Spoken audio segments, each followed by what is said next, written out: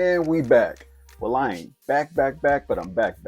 Welcome back. This is Smell Good, Feel Good. My name is Blake. You want to finish this part? You should know this by now. You watched all 3 episodes so far. Finish this for me. Go ahead.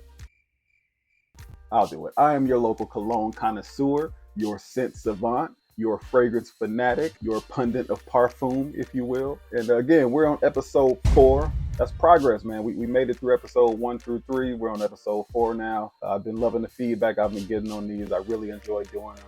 We're gonna see how far this can go, but mainly I just like sharing these reviews, and sharing this news about these fragrances that I personally enjoy. So thank you for rocking out with me. If you haven't watched the last video, episode 3, go ahead and check that one out. We reviewed Angel Share by Killian. It's one of my favorite of my newer fragrances that I have. You can watch that one, see the note breakdown, the full review, what I thought about it, what I rated it. Just a very dope fragrance, very dope review, if I may say so myself. So check that one out. Come back to this and we'll pick up where we left off. But today we got a very nice one, another nice one. But before we get into that, not that you asked, but what am I wearing today? We're not talking about cologne. We're talking about shoes. This is the undefeated Air Force One. They just released this pack. It's a pack of 4 different shoes. They're all patent leather Air Force Ones. This was probably my favorite of the pack. And y'all disrespected this one, man. Y'all really disrespected this one. As we speak, there is still a full size run of this shoe, and I believe the other 3 in that pack. Any other year, I believe these would be sold out, no questions asked. But y'all really letting these sit, huh? Y'all don't like these? Okay. Maybe I'll double back and get the whole pack. But y'all disrespected these. This is a fire shoe, but we're not here to talk about shoes. We're here to talk about these fragrances. The one we're going to talk about today. Very nice one. Very smooth, high end. I can't wait to talk about it. Let's see how it looks.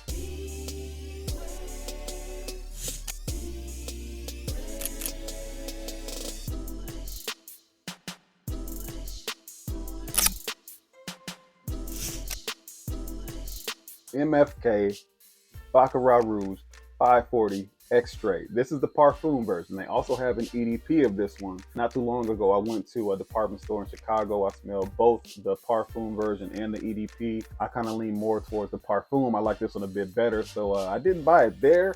I'll tell you why I didn't buy it there, but I went home, searched it on the internet, and I bought this one like the next day after I got home. This is a nice one. Let's go over the notes. This one has top notes of bitter almond and saffron. It has middle notes of cedar and Egyptian jasmine. And it has base notes of musk with other woody notes and ambergris. Let's give it a spray.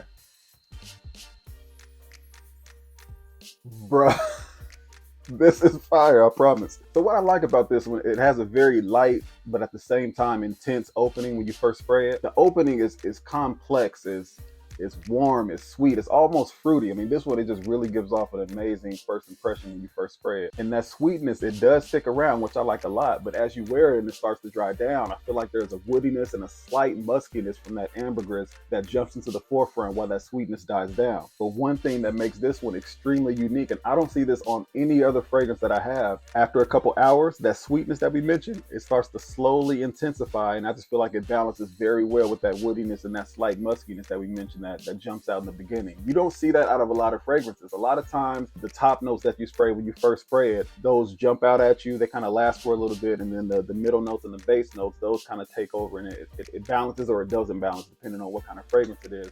But this one here, those top notes, you smell them very strong in the beginning with a bit of that sweetness, and then the sweetness, it dies down, and then after a couple hours, again, the sweetness, it intensifies back up. It's sort of a roller coaster, sort of a journey with this fragrance, but it balances extremely well. And when I say muskiness, do not be concerned. It's not one of those, bear sweat that I mentioned in episode 3. You wouldn't want a fragrance that's extremely sweet without some sort of fragrance to kind of counteract that, some sort of earthy or woody fragrance. And this, it kind of hits it on the nose. It hits it right on the target. This is very fire. This one here, though, is deep. It's intense. It's complex. It projects extremely well and is very long lasting. This one lasts longer than Zack Snyder's Justice League movie. This one lasts longer than Titanic. This one lasts longer than that last hour at work. This one lasts longer than the sermon after the preacher says, "I'm not going to keep y'all here all day." This one is just a very, man, I cannot say enough good about this fragrance. If you search YouTube or Google, just search fragrances or popular fragrances, I guarantee you that this will be among the top of that list. A lot of people in the fragrance community, casual wearers too, they all rate this very high.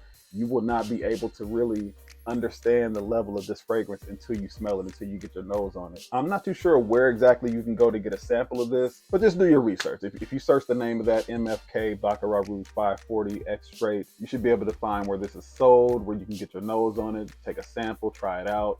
I don't know offhand, but definitely search that up. You'll be able to find it on the first search. This one here, this is a cool weather scent. This is a fall and wintertime scent. And similar to last week's fragrance, this one probably isn't one that I would wear to work, but I don't know, man. Like, I break the rules with this one. Like, this technically isn't a warm weather or a summer scent, but if it's a nice summer day and it's not too humid, maybe a dry heat, I'm throwing this on, man. Like, or sometimes if I'm feeling good and I'm going to work, I may throw this on too. This is it's very sensual. It doesn't really, typically I like to wear more of the fresher scents to work or more of the safer scents.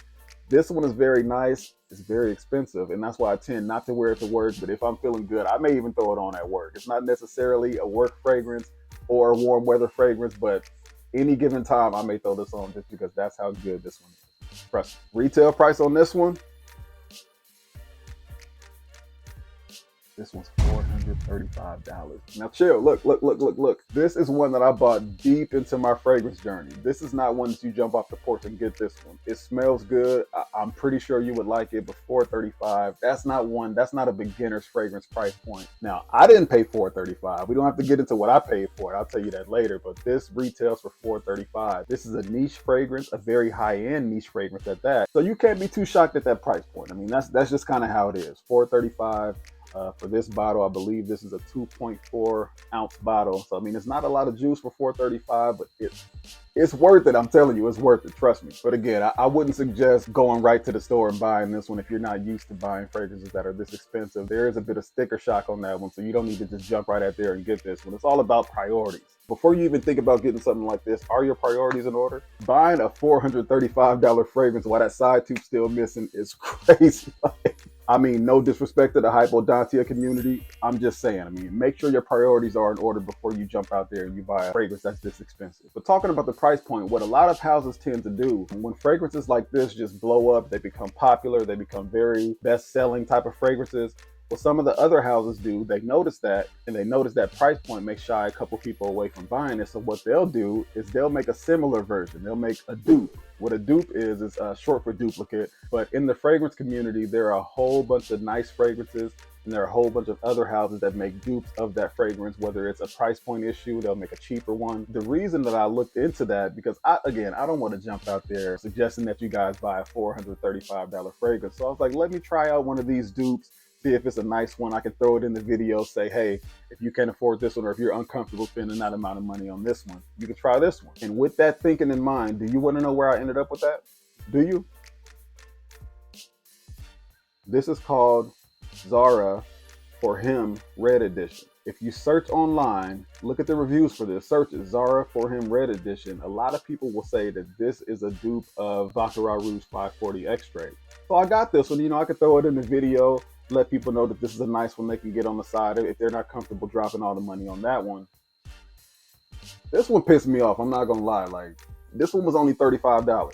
So you take the 4 off, you're left with $35. That's how much this one is. I spent about $34.99 too much on this fragrance. I'm not gonna lie. I want to talk about it, but this is not going to get a note breakdown. This is not going to get a rating. This is not going to get a full review. I hate this fragrance. It smells similar to this one. Again, I'm not going to get into all the note breakdowns and what's in it. I can just tell they tried to formulate it to smell similar to this one. Did they miss the mark? Not necessarily, but that's not really my issue. I mean, it doesn't smell terrible, but this is literally my least favorite fragrance, and the fragrance I have was by far the worst performance ever out of any fragrance I've ever bought. This one right here can go straight to hell. I sprayed this on maybe Wednesday of last week, right? Sprayed it on my arm, both arms, inner elbows, and under my neck. Within 5 minutes, I could not smell this at all. At all. I could not smell this one. That is trash. Whoever is the CEO of Zara, you need to put in your resignation. You need to see about a severance package. See if the board can give you some sort of bon voyage package to get you the hell out of the company, because this is not it. I actually bought a few crew necks, a few of my dope, simple, just one color crew necks from Zara. I want a refund on those. This is a violation of every ethic and moral code that I've ever had in my life. This is trash, sir. I don't want to get too deep about, what I think about it, and I don't want to trash it too much. I think you know what I think about it by now. The best way to describe how this is, this one, Rolls Royce Phantom. This one, Chrysler 300. This one, Mountain Dew. This one, Mountain Lion. This one, Apple Jacks. This one, Apple Dapples. This one, Michael Jordan. This one, Harold Miner. This one, A5 Wagyu Steak. This one, Steakum. This one, Air Jordan 7. This one, Air Jordan True Flights. This one, Biggie. This one, Gorilla Black. This one, Douce. This one, E&J. This one, Power Rangers. This one, VR Troopers. This one, Decatur. This one, Springfield. Yeah, I said it. I'm still in my feelings about that game last week. We should have took that one. Shout out to SHG, shout out to Springfield, but MOD, what? Like, dog, I hate this fragrance, man. Like, I don't want it anymore. DM me, I will give this to you. Somebody DM me, I don't want it, you can have it, get this out of here. I don't like it. I don't like it, sorry. But to wrap it up, MFK Baccarat Rouge 540 Extrait, very high-end niche fragrance, one of my favorites, if not my favorite. This may be my top fragrance. It may be. If I had to rate it, I would give this maybe 9.5 out of 10. 9.5 out of 10. That's the highest review I've given any fragrance yet. 9.5. Trust me, trust me, trust me. But in all seriousness, this is a very long-lasting fragrance. A lot of the fragrances that I have, they may last 4, 5, 6, 7, 8, even 10, 12 hours. This one is going to last until you wash it off. Like, you will smell it the next day. Even if you don't spray it directly on your clothes, the contact from your clothes to your skin, it'll get on your clothes. You will still smell it when you put that shirt on if you don't put the shirt in the washer. But this one right here, bruh, check it out. But that pretty much wraps it up. This is Smell Good, Feel Good, episode 4. And remember, when you smell good, you feel good. And when you feel good, you do good. And when you do good, good comes back around to you. But share this with any of those friends that you know that have a little bit of an odor. You may not be comfortable telling them that. This could be your passive aggressive way of letting them know that, hey, you stink. Just keep sharing on my videos. So send it to them in their DM, text it to them, send it to them on Instagram, whatever you need to do. Passive aggressively let them know you may have an odor problem. Check out these videos. But no, in all seriousness, thank you so much for the continued support. I can't say enough thank you to you guys, but that pretty much does it. We out. Peace.